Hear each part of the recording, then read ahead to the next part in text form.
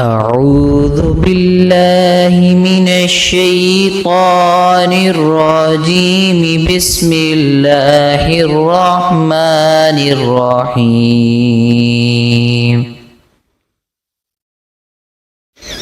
القارعة ما القارعة وما أدراك ما القارعة يوم يكون الناس كالفراش المبثوث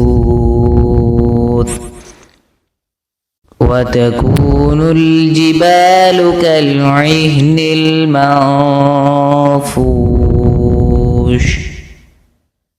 فأما من ثقلت موازينه فهو في عيشة راضية وأما من خفت موازينه فأمه هاوية وما أدراك ما هي نار حامية.